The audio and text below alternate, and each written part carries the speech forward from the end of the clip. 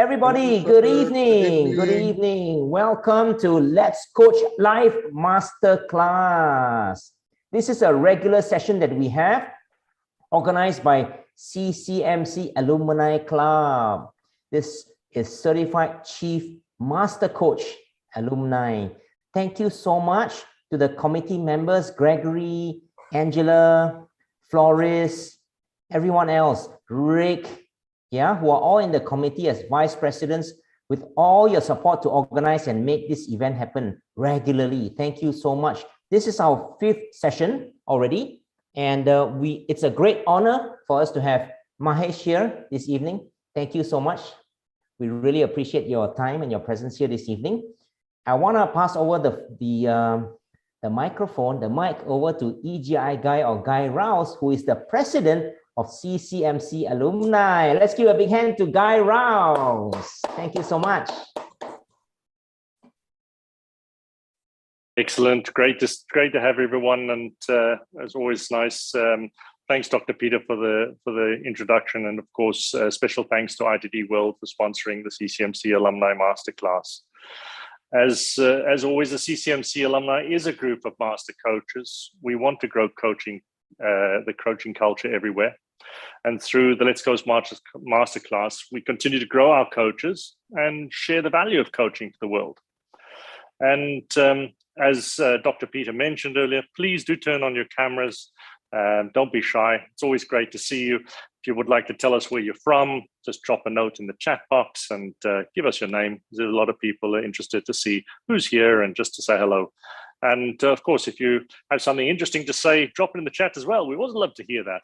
And during the masterclass, if you have some questions, feel free to drop your questions in the chat as well. And at the end of the session, we'll have about a 10 minutes question and answers at the end. Now, I'm honored to introduce today our masterclass speaker, Mahesh Thakur. Mahesh is the Vice President of Product at GoDaddy. He's a board advisor and also the co-founder and former CEO of PhotoWeaver. And with more than 20 years experience and having worked at Microsoft, in Amazon and Intuit, Mahesh is a Marshall Goldsmith MG100 coach, and he himself has hired and coached and transformed product and engineering leaders at some of the world's fastest growing companies. Now, today's topic is how CEOs coach by being great coaches. And Mahesh will share strategies which coaching leaders can use to enable results, create value for customers, create metrics for clarity, and leveraging on data and experimentation for growth. So without further ado, I give you Mahesh a very warm welcome, Mahesh, and over to you.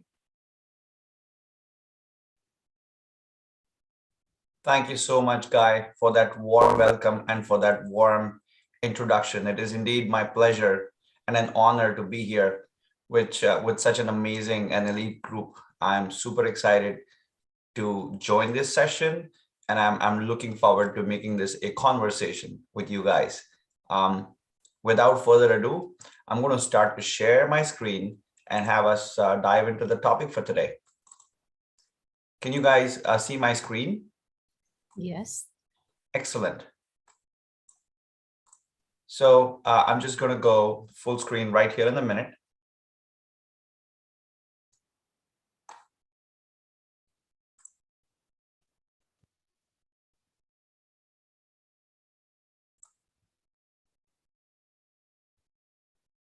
All right, I'm assuming this can be visible easily. All right, great. So what we are going to do today is we're going to talk about the attributes of the C-suite. What does it take to be a winning CEO? CEOs demonstrate being coachable. And how can CEOs give power away? And lastly, what are some of the additional resources that the CEOs can tap into? All right.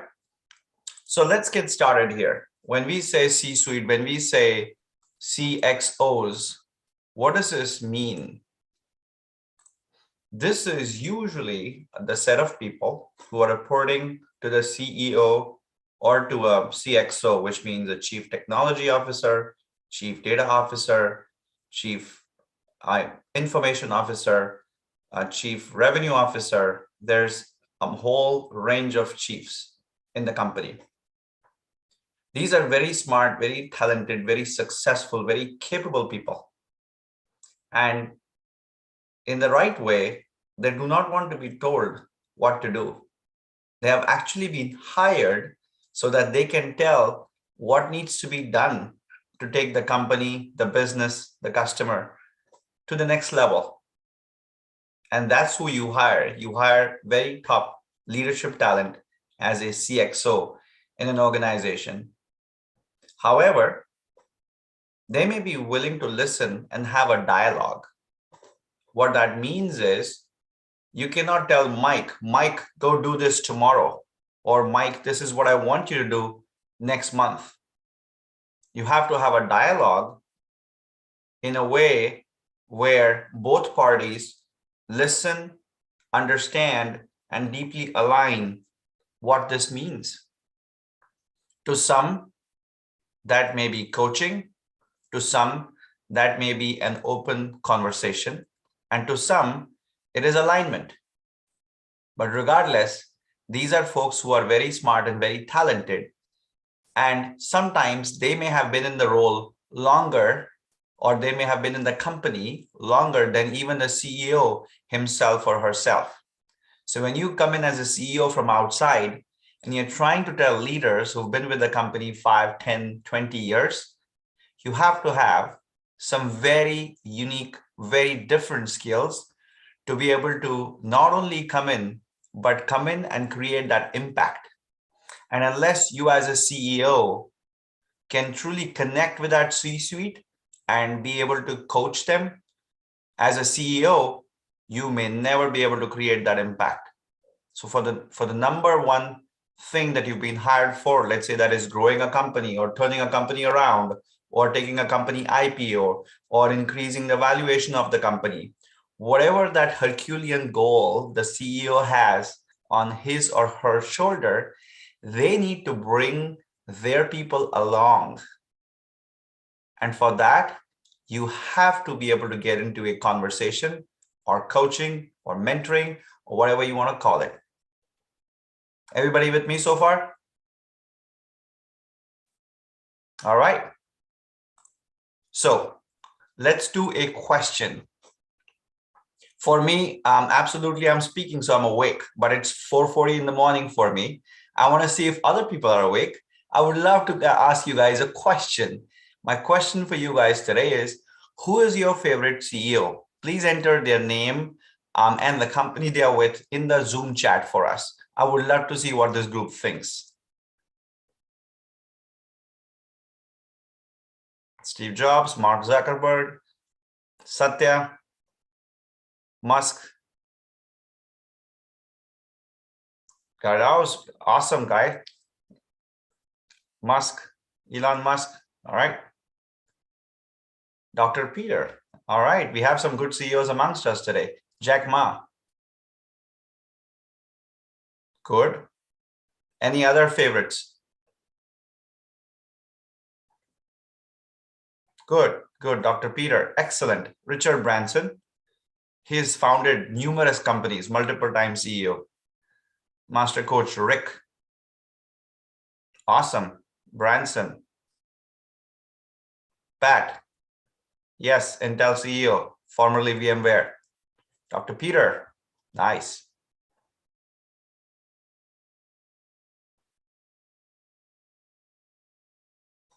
Brilliant. We have some great CEOs right in this group. Please don't need to mention my name so many times, please.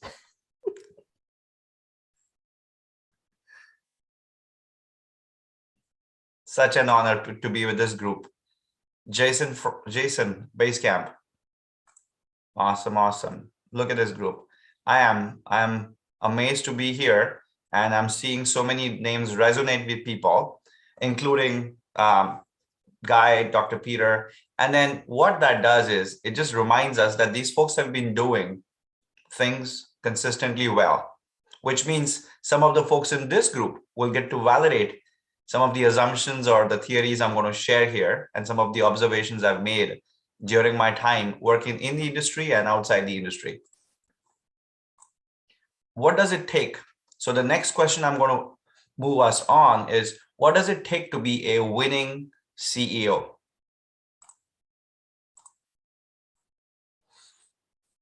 First things first, the CEO has to be a great coach, and the C-suite and the directs of the CEO are much more willing to be coached by the CEO if the CEO himself is willing to be coached. FYI, it's never a one-way street, for at least for the CEO. When you are trying to coach your directs, they are actually looking to see if you are somebody who is willing to be coached as well.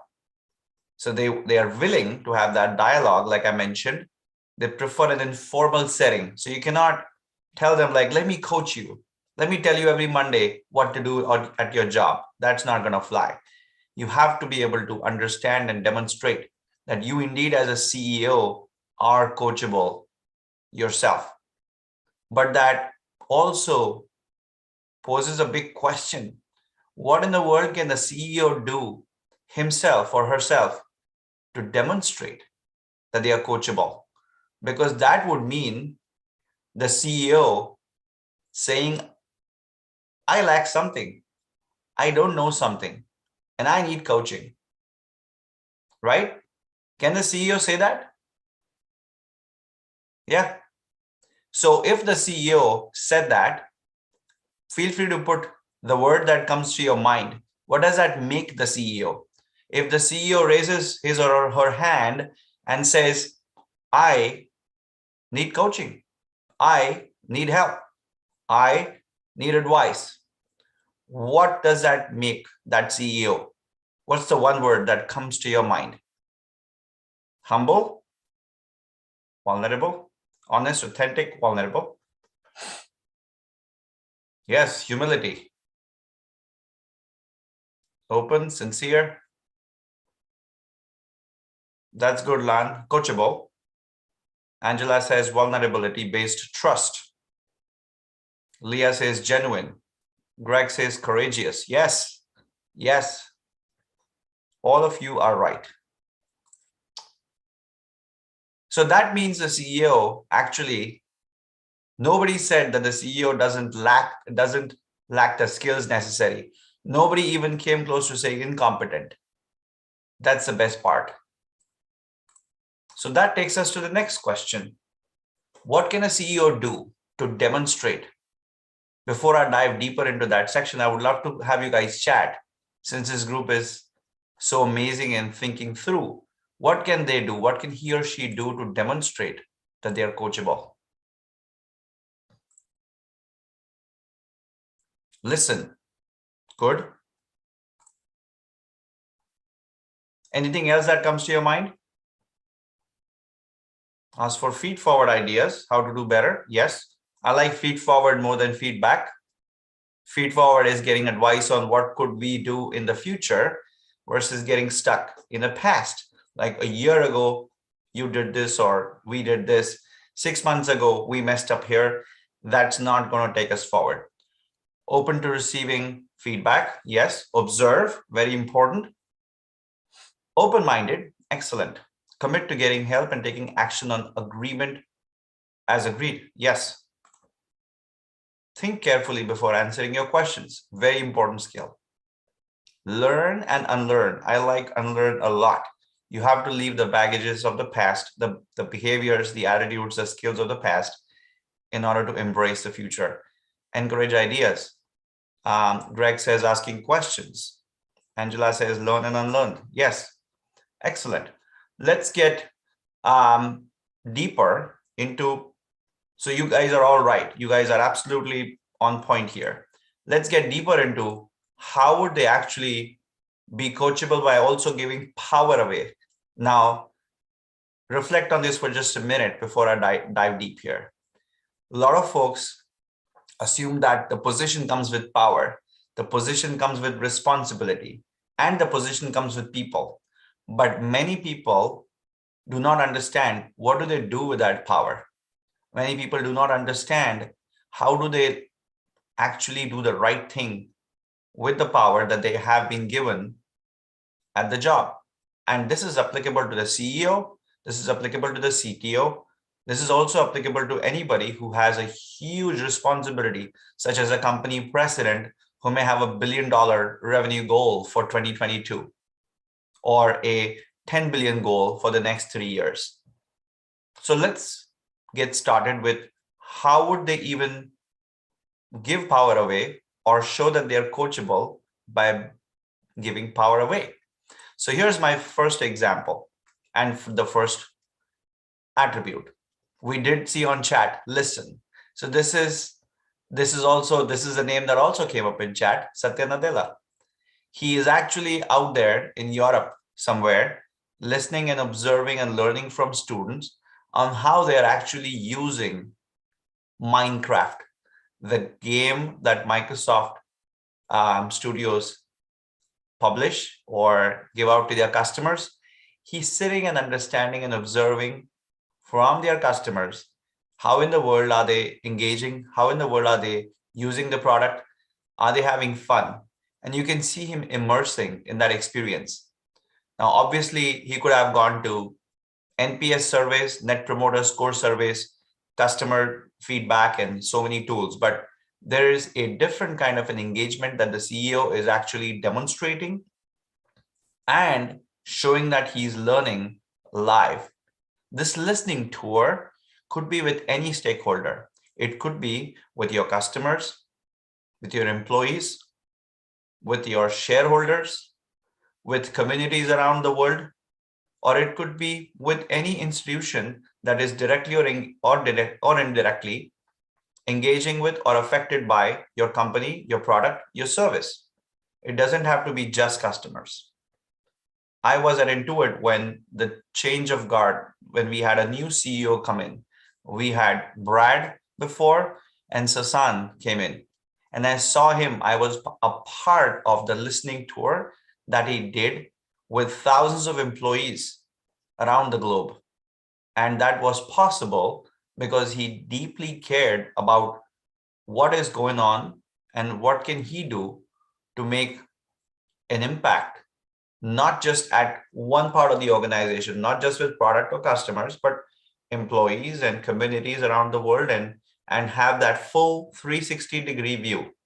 And he also has, Susan has also openly shared how he has learned from Satya about the listening tours, best practices. What is interesting here is that these people come in with an open mind, and they are coming in to say, I don't know everything. I have capabilities. I have a process in mind, but I need to adapt based on what I learned, based on what I know. And the best way for me to know is through the source. I'm not going to sit back in my office all day in my chair and just keep reading reports. I want to get closer to the source of truth, or I want to be with the source of information and get down to the details. That level of detail, of course, makes you real, but also it gives you deeper insights that you may not get if you were totally reliant on somebody else or a report to give you that information. So that's the first one. The second one I would like to touch here today is an aligned vision. CEOs can come in and take on an existing company, or somebody might come in and get promoted internally. Like in this case, I talked about Sasan, internally promoted. Satya Nadella, we all know, internally promoted. Aman Bhutani, GoDaddy CEO, he came over from Expedia. So whether you're promoted internally or you come out from an external world, what you're looking to do is create a bold vision first as a CEO. That's your top job. Create a bold vision. But a vision is never going to happen unless you align that vision. No matter how bold your vision is, no matter how huge your dreams and aspirations as a CEO are, unless you have alignment from your C-suite, from the board, and even from a large section or from your employee base, you're only going to go so far. You're not going to succeed with your bold vision. And that what that reminds us is, how do we actually get to the finish line or get to the completion of what we have planned? And the one way to do this is to continue to talk about the vision, continue to get feedback about the vision while it is still in the making. That means you involve people while the vision is in the making. You don't come out there and say, this is my vision, let's all go. Again, that's not going to fly unless you're somebody from within who knows exactly what the company needs to do and that you've been socializing this vision for a long time now. So the best approach would be to sit back, create that vision, but then bring people along at the creation process. Don't bring them along when it's all done and it's finalized, because then it's only going to go so far. And when you do align this vision, that's when you also start to socialize very quickly across all stakeholder groups. That includes people both within and outside the company, because the more clear and the more visible that vision is, which means it is in the hallways in the office, it is also available on the company's website, so that every single stakeholder can see what this vision is, and they are aware consciously and subconsciously, and they are doing whatever it takes. So when we talk about the employee base doing the right thing for the customer or for the product, it is not happening as an accident. It's because they have consciously, subconsciously aligned to that vision. They believe that this is the right thing for the company, for the customer, for the stakeholders, for the shareholders, for everybody. And that's when they start to add the value towards it. Today, the talent world, we basically rely on the talent world a lot, not just here in Silicon Valley, but around the globe, to take the companies to the next level. The talent is not just going to be attracted to the money. The talent also wants to feel engaged and empowered by knowing that this is the right thing for the business, for people around the world, for humanity. So anytime you bring them along, no matter how bold the vision is, if there is a way, the CEO can get it done. The CEO can get it done. We're going to move to the next one here to talk about empowered execution. So this is a former Intuit CEO, Brad Smith. I basically had a very good opportunity to watch him closely as to what was he doing to not only transform the culture, but also help this company, which has been around 30 plus years, help this company truly transition into a SaaS company, right? So when I say SaaS, what I mean by that is software as a service. And for a company which has been doing the business of selling licenses that go anywhere from 1 to 3 years, it's very hard to now come around and say, I have a product in the cloud and I'm going to start to charge my customers monthly. It is a huge transition, and there are only a handful of companies in the world who've successfully done that, right? Adobe is an example. You know the Acrobat reader, which you pull up, which you use to look at PDF files. That's an example. Microsoft, which basically went from having Microsoft Office to Microsoft 365, which has Office, Word, which has Word, PowerPoint, Excel. So they went from charging once in 3 years, once in a year, to actually doing SaaS. And here is Intuit, which I watched very closely again as to how Brad drove that entire transition into the SaaS world, and the work that he did. It's still the work that he did, which I saw, it's still paying off, and it'll continue to pay off for years, decades to come. What that means is he did the things, he had sown the seeds, not only aligning with the vision, but also empowering the leaders and empowering the teams to execute. He did not exactly say, go do this, but he empowered the right teams to understand the bold vision, understand the path for the company to take to transition into a SaaS world. Now, remember, this is a 30-year-old company. So it'll have its own archaic processes. It'll have its own barriers to doing that. It's not a startup which would just do it overnight. So to be able to think this large company, to think like a startup, to transition into SaaS is a huge deal. So he had to not only understand the best practices from the Microsofts and the Adobes of the world, but also do what was essential to empower the execution for him to be able to scale.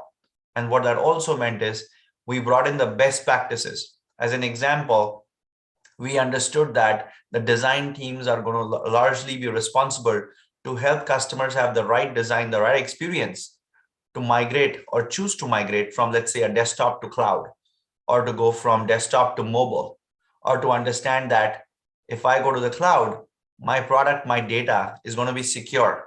You can imagine these are accountants, these are small businesses who had their data stored with QuickBooks, with Intuit for 5, 10, 15, 20 years.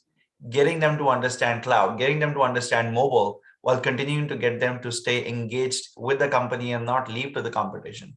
It's very challenging. So an example was he would empower the design team to do what was right and go deeper. So as an example, we adopted a principle called D4D, design for delight. That gave us the best practices on how do we transform that customer experience and always deliver the best in class experience at every point in the customer journey.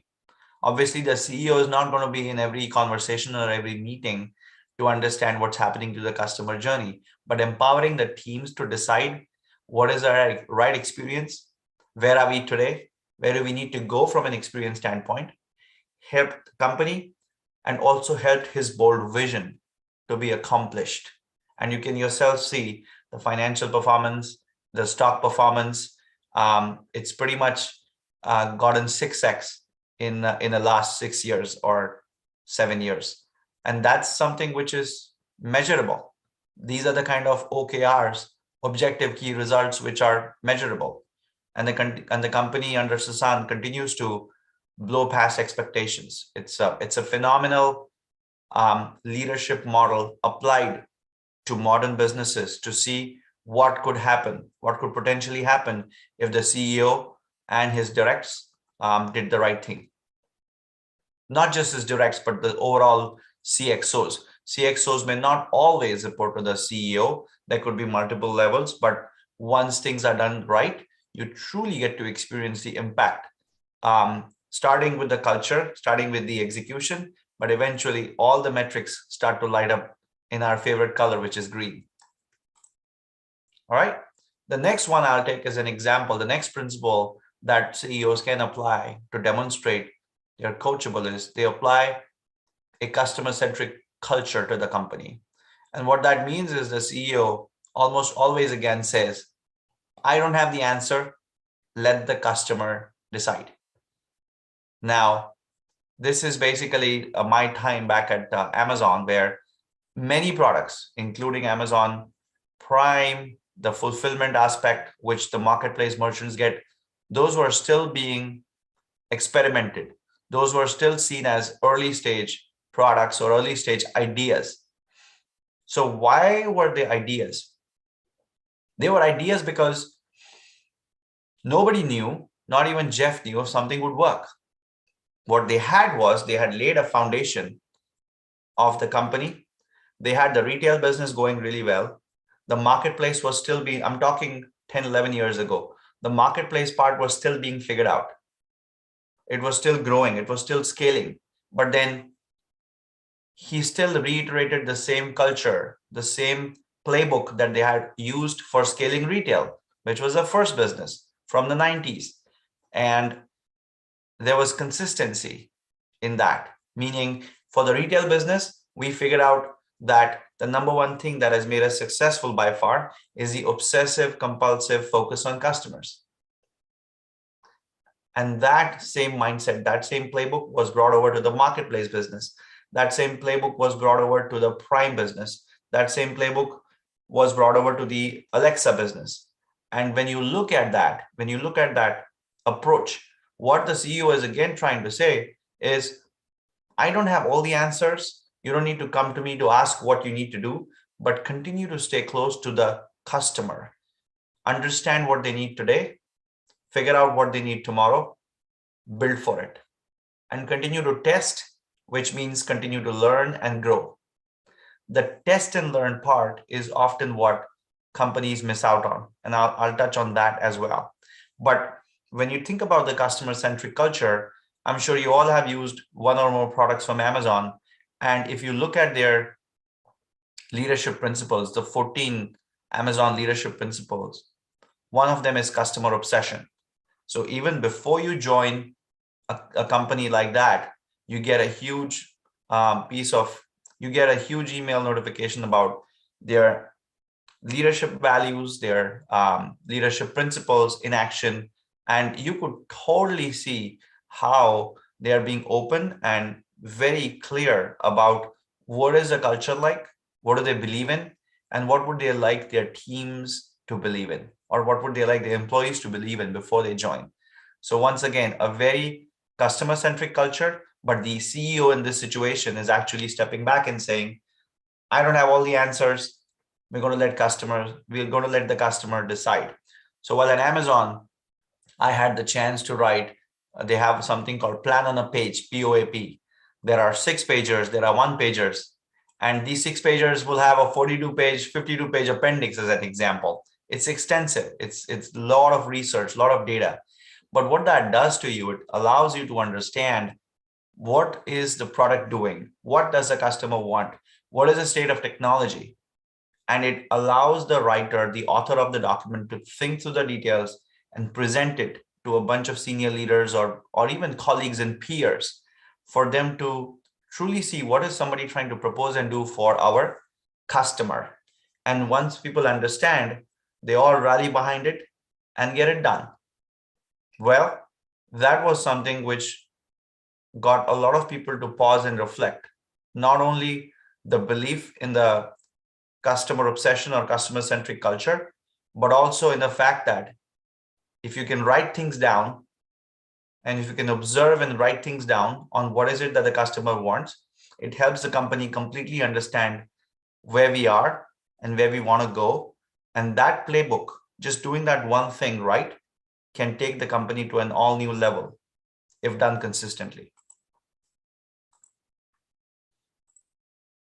Here's an example I would take from GoDaddy. So I saw Aman Bhutani come in from Expedia, and he came in with a lot of passion for experimentation, for growth, and for data, for using data. And basically, as I drove what we call the product-led growth, it basically allowed us to leverage a lot of data, metrics, OKRs at every point in the customer journey. Let me unpack that for you. When you are trying to sign up for a new product, when you're trying to be a customer, you first go through what we call is the activation process. Once you're activated, you start to use the product several times a day, weekly, monthly, whatever that is. That is your product usage. The next thing you care about as a customer is that, do you want to renew after 6 months or after 1 month or after 1 year, whenever your renewal is due? Do you want to renew? And that basically means we as a company have retained the customer. And lastly, up monetization, which means you are being able to either continue with the service or buy more services. So in a product-led growth framework, you look at the entire customer journey and break it down into different phases, different stages, and understand what is going on in the life of a customer. That truly makes you understand where are they struggling, where could you improve things, and what could you do to make your product best in class. And the numbers don't lie. You define what the OKR goal is. As an example, you can already have a goal on the activation. And then when you have declared or shared that goal across the organization, you could then very systematically go into each of these products and understand what is this OKR, where did we want to go, and where are we at? Are we trending in the right direction, or is it actually making things worse? So when you launch a new product or when you launch a new feature, you can compare and see where these matrices are. These data-driven decisions do not happen overnight. You have to come in with that mindset of, I'm going to have data, I'm going to leverage the data, I'm going to apply the data at critical points, not only for my board meetings, not only for my discussions with Wall Street, but I want to use data in my day-to-day decisioning on, is this product the right fit for the customers? Is this change in technology actually helping serve our customers faster, better, simpler? Is this new investment in what technology we are acquiring improve the usage of the product or reduce friction for the customers? That's the level of data.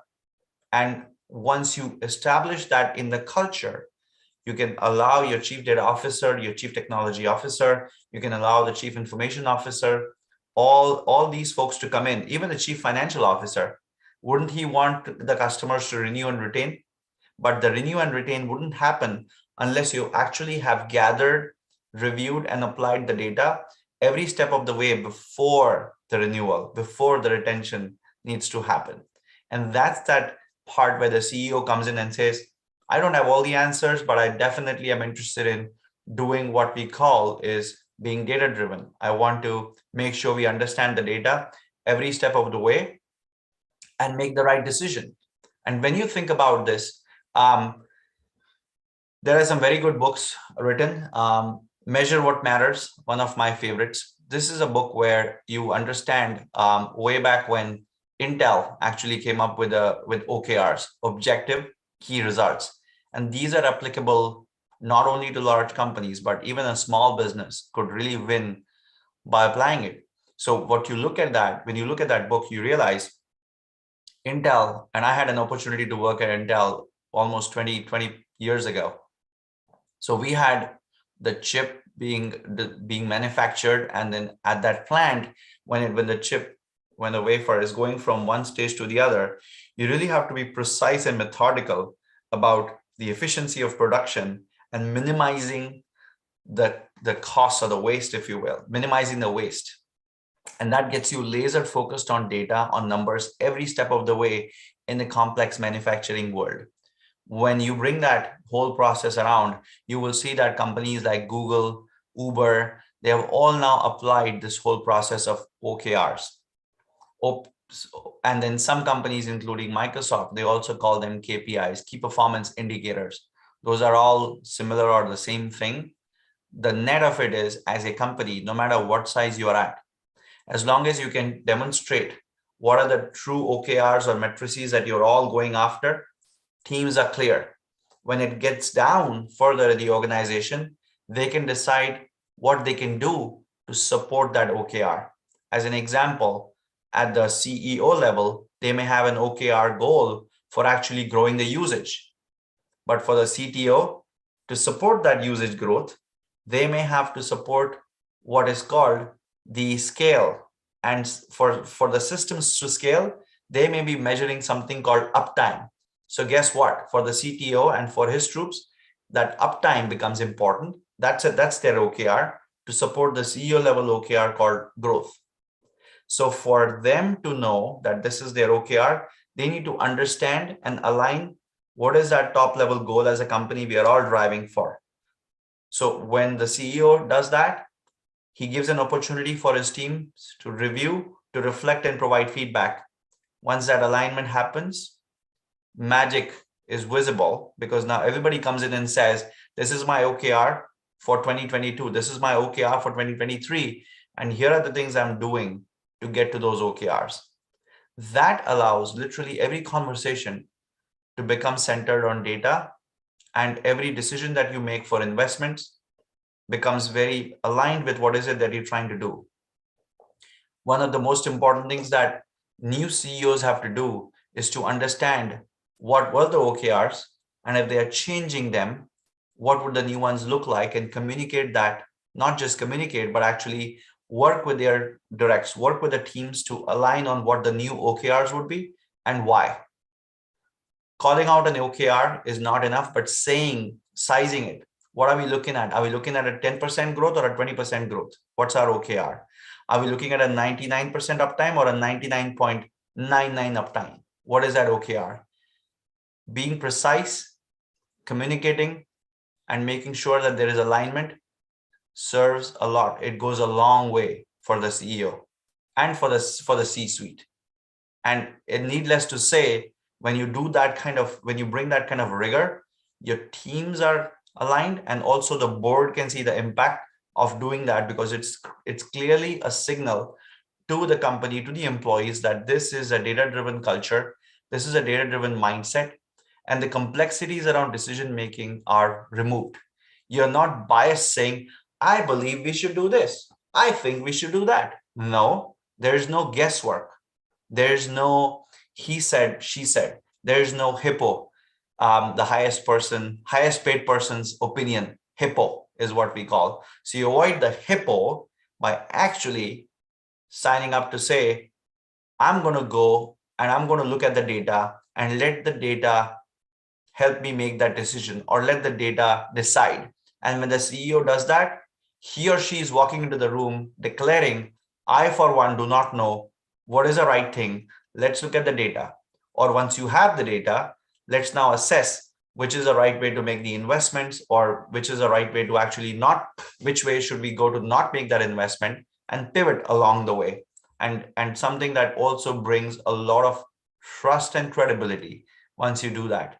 So doing the numbers is not just the CFO's job. People think like, oh, the CFO is carrying that target.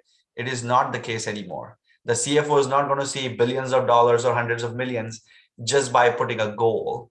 That has to translate into what would the chief product officer do, so in my word, that comes down to, these are how many users, these are how many licenses, these are how many subscriptions, and this is how much revenue we would now contribute to the P&L. Similarly, the CTO side of the organization might have things like scale or uptime. Similarly, the marketing side of the organization might have a goal on how many leads, what's our conversion looking like, what is the average revenue per user. So jointly, what we look at is the lifetime value of customers, average revenue per users, cost of customer acquisition cost, CAC.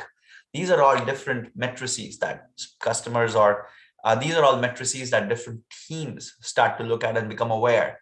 And the more you bring those conversations into the forefront, the more you're transparent about those numbers, things start to become easy, both from an operational standpoint and also building a culture of trust and credibility.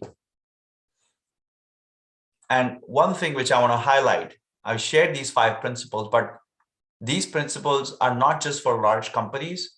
We have applied these principles at Reverie as an example, which is a language tech company, which is a huge innovation for languages. And it exited with a 27 million acquisition by Reliance Group. And this is something to note. This is just one of the examples. I was on the board of Reverie, and I had a great opportunity to work with some brilliant entrepreneurs. And what I'm trying to highlight here is that it doesn't matter what size of the company, you always have a chance to scale and to excel. You start with a culture, and then you as a CEO have that opportunity combined with that impact to create a long-lasting impact on the future of every stakeholder involved in the company.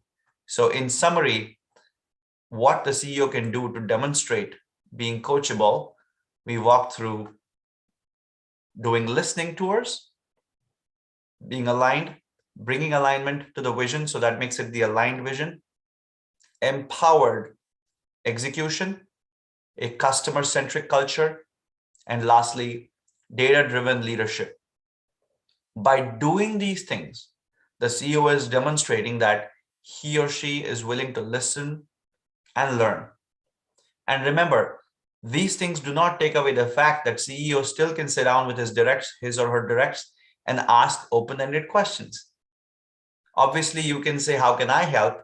But as a CEO, that opens up a dialogue, but you could also ask, what could I do differently? What could I do better? How do you feel about where we are going? How do you feel on how we are executing? How do you feel about this plan? How do you feel about this goal that we are thinking of proposing in the future. When the CEO asks these questions, he or she is indicating that they need others to understand and buy in. They need their directs, they need their C-suite, they need everybody whom they are connecting with to tell them if this is in fact the direction they should take as a company. So that is still very important. And doing these 5 things, it basically not only shows that the CEO is coachable, it will also end up transforming the culture of the company. And by doing these, the CEO is giving the power away, and he or she is gaining trust and loyalty in return.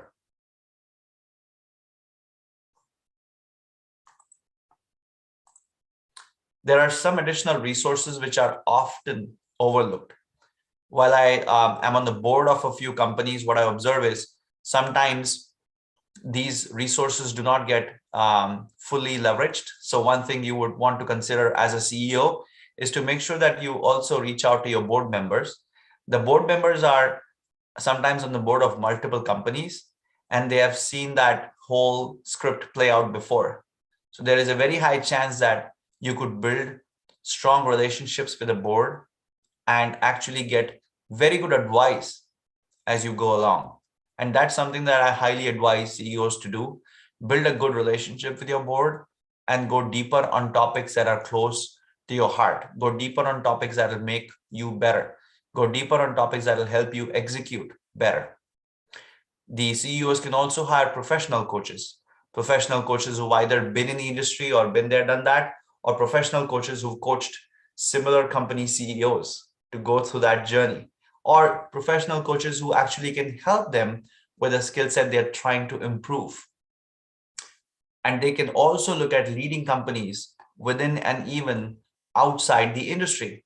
So they could go do a listening tour at another company who's outside the industry to understand how did they master this whole process end to end. As an example, how is it that this company is doing this fulfillment? Or how is it that this company is outsourced this part and they're able to optimize that whole process as a part of the supply chain. So just sometimes going outside the industry can also be a very good resource for the CEOs. So that's something that I would always encourage folks to look at. And as I coach and advise these CEOs, one thing which I absolutely see is their willingness to change and willingness to learn. And if they remain curious and utilize these resources, they can do an awesome job. They can absolutely turn things around, turn the company around, or take the company to the next level of growth. All right. I would love to now pause here and take any questions.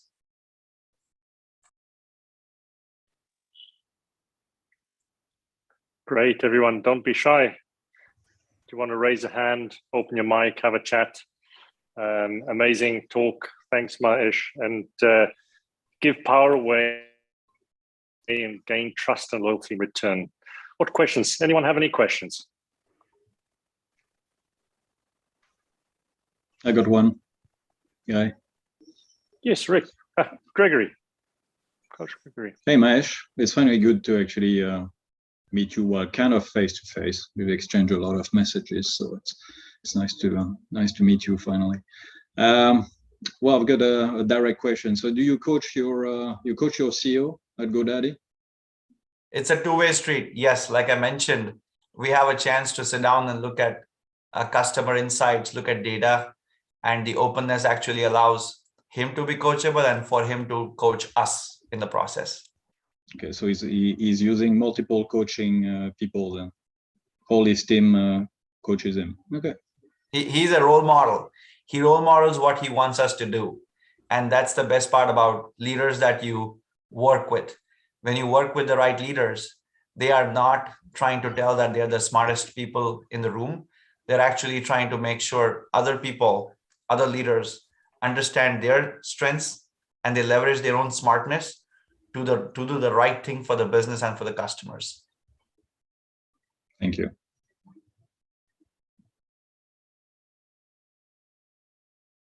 Rick raised his hand. Rick? Yes. Hello. Hi. Thanks very much, Mahesh.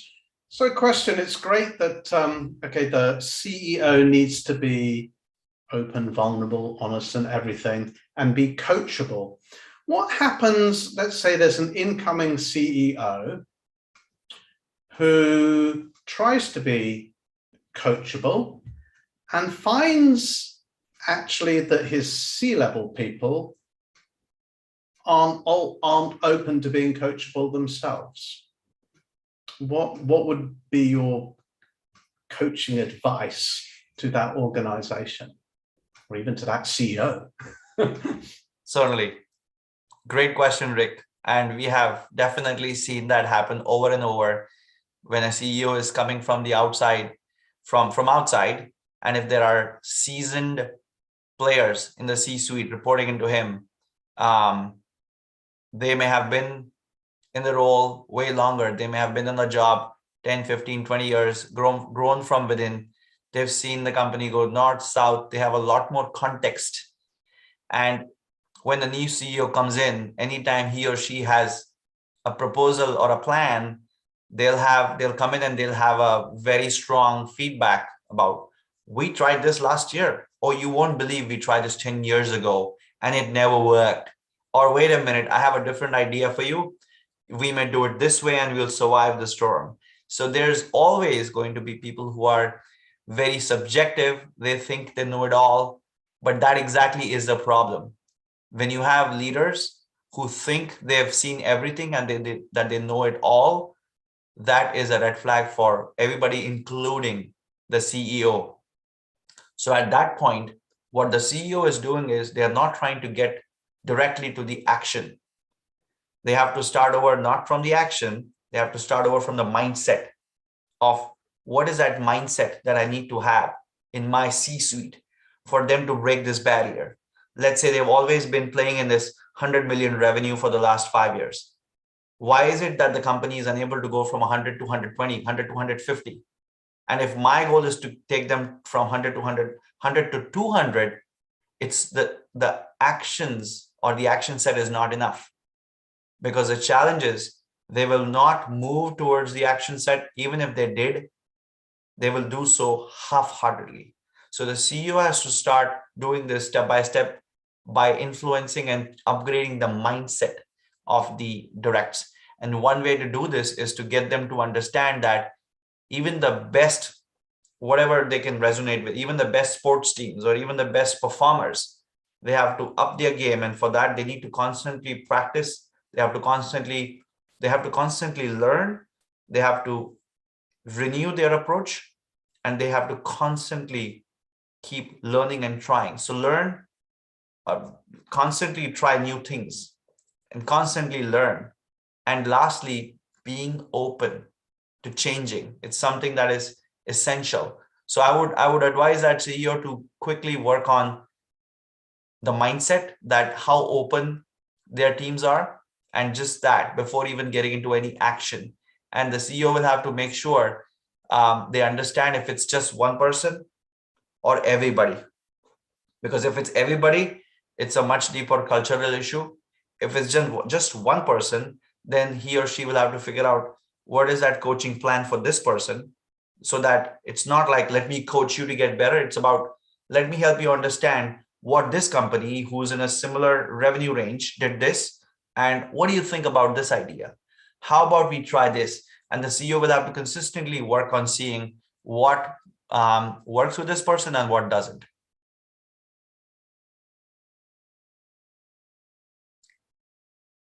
Does that help? Yes, it does. Thank you very much. Thank you. You're welcome. Any other questions from the team to that? There's one in the chat, Guy. Because of COVID, some companies needed to promote someone to the CEO position due to the CEO's unfortunate death. How can the next person be ready to handle the role when it was sudden and abrupt exit? Should the person be from within the company? Great question there. Thank you for sharing, Anna. There's no, it's never an easy thing to hire a CEO. A CEO is a very critical function. And oftentimes companies face this when there's a demise of the CEO, or if the CEO leaves abruptly, or something happened at the company, the best thing to do at that point is for the board. What the board would do at this point is sit back and call for a few emergency meetings to look into the situation. And the best solution is do not hire somebody for the longer term. Get yourself an interim CEO or an acting CEO. The interim CEO could be somebody from the outside world who's already been a CEO or is really qualified to do the job. They get the industry, they get the goals, get them in. Or you could actually have this internal person become the interim CEO by being the, and by trying be by, and this board needs to actively brainstorm which one's better. Is the interim CEO better, or should we get a acting CEO? Should we get the external person to come in as a interim, or should we get the internal person to become the acting CEO? So it could be the CFO, it could be the CTO, anybody could become an acting CEO, and that position can be given for 6, 12, 18 months, how much ever the board decides. And usually what the board does at that time is they're still looking outside. There is a formal search going on while they're still looking at how is this person on job actually performing. And they can compare live that, all right, this person's actually got the reins and this is where they are taking the company even in their interim role. Or I think I have a better shot getting this CEO who's worked in a civilian industry and taken the company from $1 billion to $2 billion in revenue in 5 years. I'm going to hire this person. So that's what usually the approach would be. It's not an easy decision, and the board will have to do a ton of work to make sure that the company doesn't fall apart because of a wrong decision. Hope that helps, Hannah. Hi, Mahesh. This is Azlim from Malaysia. I hope you can hear me. Can you hear me? Yes, I can. Okay, cool. I have, a maybe not so cool question, but to me it's quite important. Let's say a CEO joined a new company, and then he lead for 1 or 2 years, have a very good record in the previous company and so on. Then he realized after 1 or 2 years in the role, then he made a huge mistake. Mistake one, he have disturbed the work harmony and the culture of the company that he joined. Then he realized that everyone seems to be not go against him directly but indirectly, i.e. politics. Number two, he's not able to adapt to the culture, very fixed mindset. So technically this CEO is like a general, so he or she manage by the way of instructing. Then subsequently after that, he realized that to win the team, he need to influence more instead of instructing or giving order. So what is the best, maybe 1 or 2 or maybe 3 best approach for the CEO to reverse the situation? Just to clarify, because the audio went off for a little bit, the first thing that you said was he was not basically able to create that culture, or was he disrupting that culture of harmony? He disturbed the culture, the work harmony, the company culture harmony. Then he realized that everybody is working maybe against him, but not directly, indirectly. So i.e. politics. Yeah. So the second one is he or she have a fixed mindset. Then he realized that to win the team is not by instructing, but instead he need to influence more. So how can he reverse the situation? Sure. Yeah. So reversing is going to take twice as much or maybe even more effort compared to the effort that this person actually had to do when they came in. And it's almost like asking the people to basically forgive him for what he's done with the culture and forget what he's done. And it's not hard. But then what he or she could immediately do is first change their attitude or change their mindset with the fact you mentioned in the second point that they were rigid, not open to change. That is to me, that's a red flag for anybody in the C-suite, and the CEO is now a flight risk. So if that person can first start with himself, don't try to change the world unless you are ready to change yourself. That's the first message I would give him as a coach.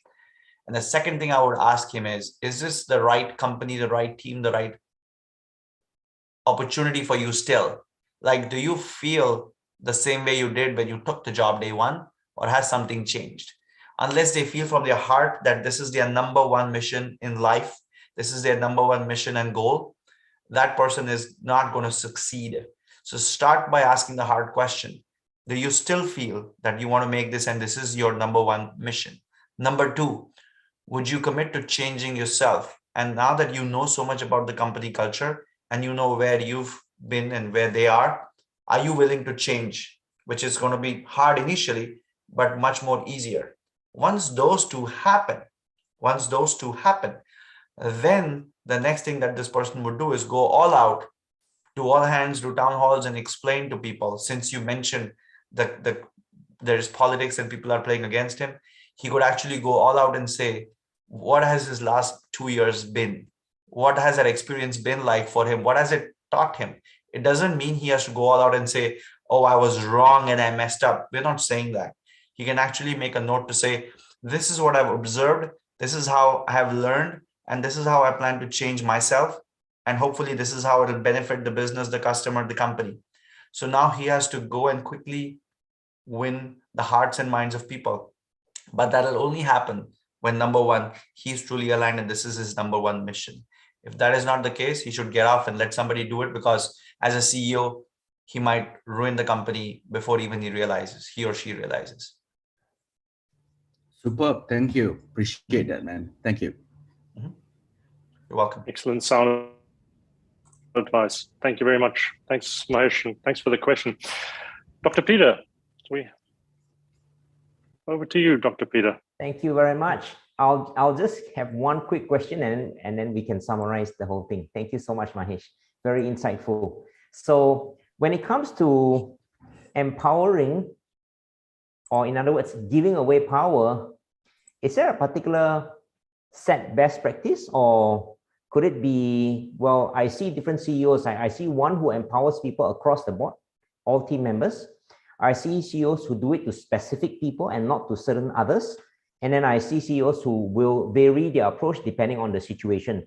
Like, for example, if it's a new person, if it's someone who is, able to take the empowerment, in that particular stage in their growth position, then, that will be in a way more situational. So from your experience looking at the best CEOs, which approach do they tend to use, or what combination of these approaches in terms of how they empower and give away power?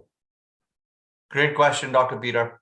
I'm going to basically first start off by saying that deep down, the CEOs are also making sure that the company or the mission is continuing to work.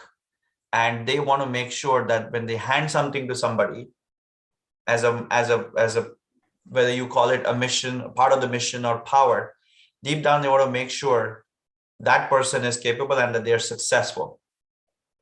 If it's a new CEO, I'm going to take two examples of a new and an existing. If it's a new CEO, they do not have the trust, or they neither have or have they given that trust, and they don't have that rapport yet. So when the new CEOs come in, that's why you see that they work tirelessly to make sure they earn the trust, they build the trust. They also build the rapport with their teams to basically be able to assess how far can I go with my vision? How far will my mission be successful? So as a new CEO, they have a few techniques. One is really going all out and giving everybody the same access, the same empowerment, and seeing how different people react to it, how different people use that power, how different people use that authority. As an example, I can tell all my CXOs that you have this opportunity to plan the next year for your groups and come back to me with what you're proposing, what's your budget need and stuff like that. But then in an ideal world, if you have the right team and if you have the right trust, they'll all come back doing the right thing. It's for the team to actually mess up the CEO's trust, which is usually easy. You give it away first, you trust people, you give it away and see who is worthy of that trust. And if somebody actually does the wrong thing, you know that's a bad apple. It's a very easy way for the CEO to find out. Some new CEOs also get in people that they worked in the past with. That's not because there was a referral system. It's because they want to get somebody in that they trust with that top job, because it's not ultimately the performance. We are all humans. we have a few basic necessities, and one is trust. Like, can I trust this person to run with part of my mission, which is the most critical part of my job, my future? And that's why they bring in. When there are existing CEOs, they have basically seen this whole thing play out for years and even decades. So if a CEO has been in the company, or even if that person has been in that company before being promoted to the CEO, they understand who's done what in the past. And having that context allows them to empower either parts or all of the organization. Now that there's a caveat there, that might sometimes come across as bias. So when you do empower either a leader or certain teams with a mission, you always have to back it up and provide context on why is it that you're approaching a certain reorganization or a certain restructuring a certain way. Because very easily as a CEO, you could signal that you're biased or you're changing the guard for some reason. So if you're a seasoned CEO who's been in the company, you will always make sure you bring all the key leaders and even their teams in alignment before you call for a change. You explain the why we need to make that change, and you do it in a way where it's respectful, where you elevate the level of trust and not make somebody feel that you did this because of some bias or some past issue. So that's a hallmark of a good CEO. Then even when you are making difficult decisions, even when you're making a hard call, you communicate, you show respect, and you make sure that you addressed and aligned these things with the people before all the announcement goes out. Thank you. Thank you for your very, very marvelous answer. Really appreciate that, Mahesh. And we have had so much learnings and takeaway from your sharing, which is really, really practical and experience-based. And you have brought it out into very clear principles from listening to us, which I really like. So not only going for, touring around for holiday, but listening to us, right? That's wonderful. And then align the vision, really like that. Wow, empowered execution, customer-centric, and data-driven leadership. I really like that data-driven leadership, because I realized that, hey, I need to do more of that. Sometimes, in a rush, it's just my opinion. So I think, the hippo or the hypo or the hippo, the highest paid person's opinion. Thank you so much for that. Thank you for a wonderful evening and for waking up so early at 4:30 a.m., all the way in Silicon Valley. We really appreciate that so much, Mahesh. Really look forward to connecting with you and look forward to partnering with you and learning from you more in future. Thank you so much, Mahesh. Let's all give him a big hand. Thank you. Thank you for the opportunity, for the brilliant opportunity to connect with this amazing group. Thank you for your brilliant engagement today. You guys have been a marvelous audience. And like I mentioned, there are some amazing leaders and CEOs right in this group that I look forward to learning from as well. Thank you. Thank you to CCMC alumni, Guy Rouse, Greg and Guy, thanks a ton for putting this together. I'm so grateful to you both. Thank you so much. Lovely evening, everyone. Thanks, Thank you. Thank you. Bye. Bye-bye. Good night.